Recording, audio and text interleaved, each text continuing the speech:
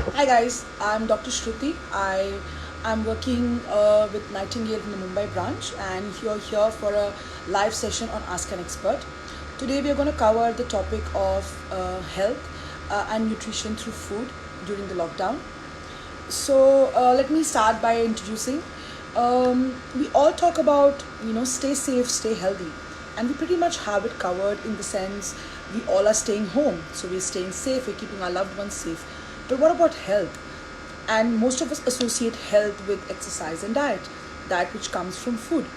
And food is such a integral part of our life. It kind of is a primary function being to give us energy and nutrition, and the secondary being cultural, social, so many associations with food. Whether you're a self-proclaimed foodie or not, food is very important. And during this lockdown, we all are kind of struggling with it. That's what I'm going to address. And stay tuned till the end, because I'll share a very nice immunity boosting tea with you, which I myself drink, and so does most people I know. So stay tuned till the end to find out more about that. So let's talk about food, and I'm going to cover the most commonly asked questions which my patients and people I know ask me and all the other doctors who are working. First question being, what do we eat during the lockdown? So guys, most of our essentials, most of the fresh fruits, vegetables, milk, yogurt, cereals, rice, dal, atta, everything is available freely to us. But what we tend to do is we tend to binge, we tend to eat unhealthy things. In a way, we are going through what is known as a COVID-19 diet, where we are eating out of stress, anxiety, and fear. We are eating because we are bored, and we're eating because we have nothing else to do. So let's try and break down what should be the things that we cover in our daily diet. The first thing is, try to intake a lot of vitamin C. I think most of us know it, it's been heard, it's been said multiple times. But vitamin C is not just tablets or dispersible tablets, whatever chemical forms we get it in. Vitamin C also comes from a lot of natural sources like oranges, lemon, lime, sweet lime, tomatoes, amla. What vitamin C does is it's a very natural, powerful antioxidant. So it kind of stops the oxidative process in the cells and kind of protects our cells and protects us against all kind of viral infections which cause common cold and flu. So it's extremely important to build our immunity and to kind of give us that extra protection, especially in the times when we are worried about our health. The next thing is to eat a lot of greens. So the diet we're discussing is not just anything to do with the lockdown or the current scenario. Eating a diet which is healthy is essential throughout our life. But unfortunately, due to the lockdown, we all have gone in a phase where we have to kind of recreate our food patterns. So let's take this opportunity to kind of build a better, healthy lifestyle for ourselves, which we can kind of propagate further into the future. Start eating more greens in the form of spinach, methi, eat more lal mat, dill, which is shepu, or any other form of greens which you can get locally. If you can get kale, broccoli, whatever you get. What they do is they are very high in nutrients, and they are also antioxidants. So they kind of add the extra protection, and they also kind of give a lot of dense micronutrients. Hi Dr. Shruti. So she's messaged, hi doctor, can you share some simple healthy recipes that can be done with limited ingredients? Perfect. So I was just building up to that. The easiest recipe to do is a khichdi with lots of vegetables, because it's going to be a wholesome meal. You got your rice, you got your dal, so you got your cereals and your pulses. You can add a lot of vegetables into it. You can kind of mix it up depending upon what you have at home. Hi Tanvi, how are you? So we can mix up the vegetables that you have at home into it. There's no fixed recipe for it. Plus, you can add some whole spices. You can add some ginger, some garlic. So ginger is a great anti-inflammatory, and it also has a lot of medicinal properties. And garlic, it's great for the gut health. So any issues like acidity, bloating, indigestion, all of these garlic can kind of contract, and it's also great anti-inflammatory as well. So all the bloating that you feel because of lack of exercise and lack of going out kind of comes down. So make a simple khichdi with rice, dal, vegetables, ginger, garlic, and add some whole spices like peppercorn or cloves, kind of make it more yummy, and add some ghee at the end. So that becomes a complete meal for you. Plus, if you have it with a glass of chas or yogurt, it's kind of the perfect staple meat. Couple of other meal options can be having oatmeal for breakfast, It's easy to make, it's available easily. You can add some fruits, some nuts into it to kind of increase the fiber content. It's great especially for diabetics and people who have insulin intolerance, because it kind of resets the insulin, it increases the insulin sensitivity. Vitamin supplements, you have to be very careful about two things.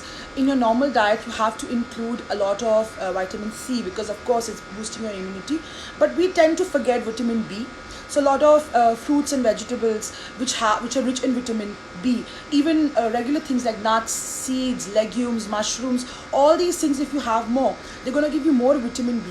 So let me tell you what vitamin B does. So it kind of enhances your body's ability to identify pathogens when they come into your body, and kind of build the body's first line of defense. That's why vitamin B is very essential. So if you kind of lack in vitamin B, your body immunity is going to go low. So that's very essential. Plus, one of the key ingredients, which is called the golden herb, turmeric.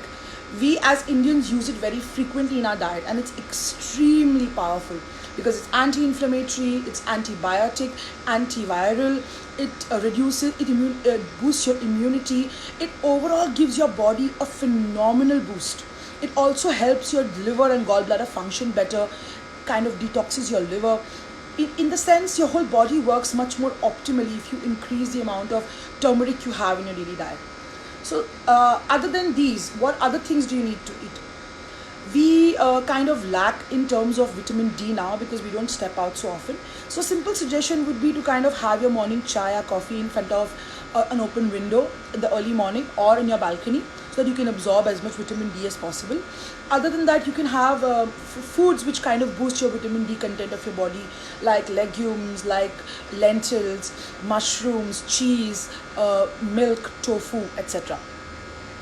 So these are the things which we can have to increase our vitamin D. Finally, coming to protein. Increase the amount of protein. Protein is like the building block of your body. So your body requires protein in a good amount to kind of repair and rehabilitate all the cells which are going through death. So our body kind of needs protein on a constant basis to repair itself. So having protein in the form of lentils, sprouts, pulses, soya bean, paneer, tofu for vegetarians, and non-vegetarians of course can have fish and meat, whichever is freshly available, preferably over frozen. These will give your body the extra boost. Plus, what protein does is, having a substantial amount of it makes your body satiate faster. When I say satiate, means when you eat your meal, you will feel full and it will last longer as compared to a carbohydrate rich meal. So when you have a carb rich meal, you will feel full and you will feel bloated, but the minute your sugar level falls, you'll be hungry again. Whereas protein kind of gives you a sustained satiety, so that you can sustain till the next meal and kind of avoid in between binging. Another food related question I'm asked is how much to eat. It's quite, actually, if you hear it, how much to eat sounds funny. But what most of us don't realize is we are, during this lockdown, kind of emotional eating and distress eating more. So the advice would be, don't eat your feelings, eat your food. So what you can do is first visualize how much food you think you should be eating. Then when you serve yourself, divide it by half and take only half the quantity. Thereafter, take double the time to eat. So normally if you would eat your meal in 10 minutes, I want you to start eating your meal in 20 minutes by chewing properly. Like the old saying goes, chew once for every teeth in your mouth. So about 32 times. So chew well, eat slowly. Avoid having too much water with your meal, because the water will dilute the stomach acids and that will kind of hamper the digestion of your food. Delay it, hamper it. You will not get the adequate amount of nutrients. In case you're hungry after you eat this, again, go back to step 1. Again, visualize how much you want to eat. Divide it by half. Take half of that and repeat. So that's how you should be eating your meals. It's essential to follow a fixed time diet. Usually with our daily lives, we are unable to have a very fixed diet, in the sense we are unable to follow a systematic time, or we might have a systematic time based on what work we do. But right now, we are unable to kind of adjust to the fact that we are not going to work anymore. We are kind of stuck inside our homes. So in this time, take this time to build up a good routine for yourselves, in the sense, have meals at fixed times and avoid any form of processed or junk food. Try to have a lot of whole natural fibers like whole meal, whole wheat, red rice, whole rice. Not try to avoid polished rice if you can. Eat more pulses, eat more vegetables, lots of beetroot, carrot. All these vegetables give you a lot of natural soluble fibers, which will help you a lot. It will avoid you getting constipated during this lockdown, since there's very limited activity we can do at home.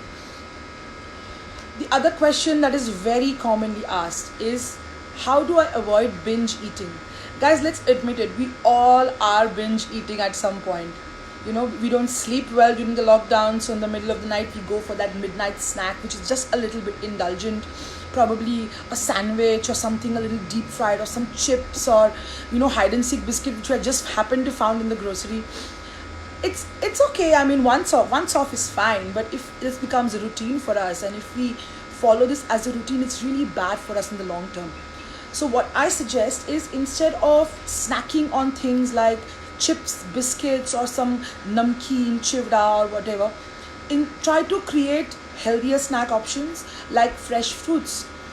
Try to take seasonal fruits. Don't go for the very obsolete berries which are only available in the winters. Go for whatever is available. Watermelon is in season. You can have lots of orange, fresh lime. Mango is coming into season. If you can get your hands on it, great. Don't go out of your way, and don't go out of stand in line for hours to try and get a certain ingredient just because it's been mentioned. Just whatever you can find locally, because a lot of fresh produce is available locally. Try to give a gap between your meals, so that in case you're hungry, try to have some herbal tea. It will boost your immunity naturally. If not herbal teas, you can snack on things like roasted chana, roasted makhana, homemade popcorn, nuts like couple of badam, couple of walnuts, few cashew nuts, anjeer. These are very good, especially if had early in the morning. They're extremely good. They absorb very well. And a rule of thumb is, try and avoid any kind of fruits, especially after 7 in the night, because they don't really digest very well, and they're very high in sugar. Other than this, there's a fad which goes on right now. A lot of people, a lot of patients, a lot of friends, family members are going through this phase where they're trying to do intermittent fasting on a long term. So basically, I think everybody knows about intermittent fasting. It's there are different types: 12 hours, 16 hour, 18 hour, where you're fasting for the longer period and just eating during a concise period of time. So it has its benefits, intermittent fasting. Its benefits, you can increase your alertness, reduce insulin sensitivity, improve your sleep, there's weight loss. But the downside is that if you do it for really long, what's going to happen is it's going to stress your heart out. It's also going to increase the amount of stress hormones in the body, which is indirectly going to cause retention of fat. And in the long run, it's just not good for you. So I suggest, if you do want to do intermittent fasting, do it for 1 day if you can tolerate it, 3 days maximum. Don't do it on a long term, because it is going to hamper your body. Hi, Dr. Tushita. She's asking, how do we ensure our veggies and fruits are nicely washed and germ free? Yes. So there are a lot of material going around. The simplest thing is to wash it under cold running water for about 5 minutes. More than these, if you want even more specific details, there are a lot of people, WHO and CDC also has guidelines on how to sanitize your food products. Fruits and vegetables, wash it under running water for 5 minutes. That's pretty good enough. For packets of food which you buy from outside, you probably need to sanitize it with Dettol or some sanitizer, at least the packets. Cut them open, empty them out, and throw the packets out immediately. That's the best way to do it. You don't need to keep it for days in the sun or for hours in Dettol water. That is absolutely not required. The very action of just washing it under running water for 5 minutes is pretty good enough. So I'm going to discuss with you simple ways in which you can avoid binge eating. One is, start a food diary. Every time you emotionally feel you need to eat if you want, but write it down, and write down the emotional need. If you feel that you could find alternative in terms of calming yourself through yoga, meditation, exercise, herbal teas, do that. If not, snack more responsibly. Increase the amount of protein in your diet. Eat slowly. Eating slowly benefits in the sense you give your body time to tell you when it's full. That way you can avoid overeating and because of lack of exercise, we are just kind of accumulating a lot of food in our body which is not required. So let's try to take this time and understand our bodies and realize where the body's cutoff is in terms of food. Sorry, I've got a cheat sheet here. Don't mind, guys. Okay. Other than the food diary, improve your sleep routine. We all tend to not sleep on time, sleep at erratic times, sleep more or sleep less. This is going to take a toll on your body. Some people react by eating emotionally because they are tired, because they are hungry, because they are thirsty. So good thing would be to have a fixed time to sleep at night and wake up in the morning. Avoid use of TV, mobile, or any sort of gadget when you're going to sleep, and try to get a full night's sleep. Another one thing is, it's summer in India. It's extremely important to stay hydrated. Even if you're having orange juices, which I wouldn't advise you to, since most packaged orange juices have got a lot of sugar in it. So try to have the whole fruit instead, because you're getting all the nutrients including the pulp and the fiber. If you are having juices, do not count them in your hydration. You need to hydrate yourself between 2.5 to 3 liters of water, and try to have most of it before 7 at night, so that you don't have to wake up at night to kind of urinate. Another thing is workout. Workouts are necessary, and we here at Nightingale have this fabulous team of physiotherapists who are available for free video consultations. In case you have any queries about your health condition and what kind of exercise to do, please feel free to contact us. I'll share the number at the end. You can contact us and they'll help you out and guide you on what exercises you should be doing. So exercise wise, what I suggest most of my patients is, if you're not used to exercising, or if you're just going to start right now, start with something very simple, as basic as a Surya Namaskar in the mornings. Do start with about 5, hold every pose for 5 seconds, and once you're done, stand in the sun, absorb the energy, absorb the vitamin D, make yourself healthy, and start your day with something really good, like a cup of green tea or some herbal tea which is going to boost your immunity. Try making and eating simple food. I know we all have become master chef at home, with the lockdown, with so much time, we all want to make fancy food. But what tends to happen is, if I bake a batch of brownies, I'm not going to eat it once. I'm going to eat it throughout the day. So if you want to do something fancy, keep it for the weekend like you would on any regular day. Eat more normal, more home cooked, fresh meals every day, and try to restrict that indulgent meal to one meal, where I make a batch of brownies and I have it like for lunch, post lunch as a dessert, not throughout the day as a snacking. Other than this, there are 3 S's which is very worldwide known in terms of food. First is eat with all your senses. So when you eat your food, try to eat with your hands. Engage all your senses, your sight, your hearing, your smell, your taste, and your touch when you eat your food. This ensures you have better satiety and you feel better after you eat your meal. The second S is, when you are eating your meal, switch off all your gadgets. Please avoid watching any TV or tablet or anything when you eat your food. Give your body the time to absorb the fact that it's eating and to tell you and communicate to you that you're full. And the final S is that sit down on the floor cross-legged. This is a phenomenal position because it ensures that you don't overeat. Also, it aids in digestion. So at least once in a day, try to get your family to sit on the floor cross-legged and eat the traditional Indian way and boost your immunity.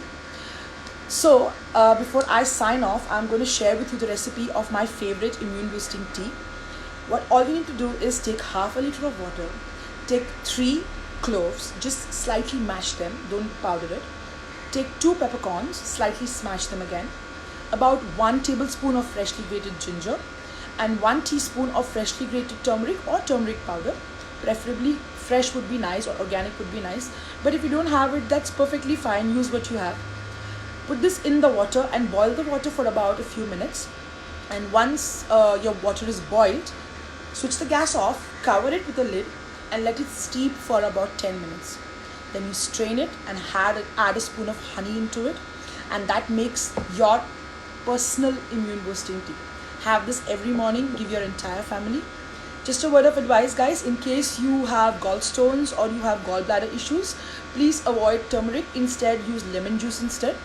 Stay hydrated throughout the day. Try to have lots of lemon tea, herbal tea throughout the day, because it's hot outside. We need to stay hydrated, and also because it boosts our immunity. That's about it from my end.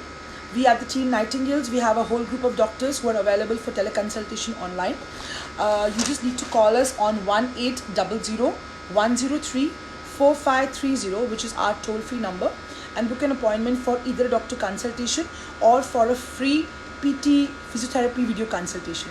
And in case you have any queries about how to exercise, what to do, and what is right for your body or not, we also have our team of fabulous physiotherapists coming every Tuesday and Friday 11 a.m. live on FB with their program called Stay Fit, Stay at Home.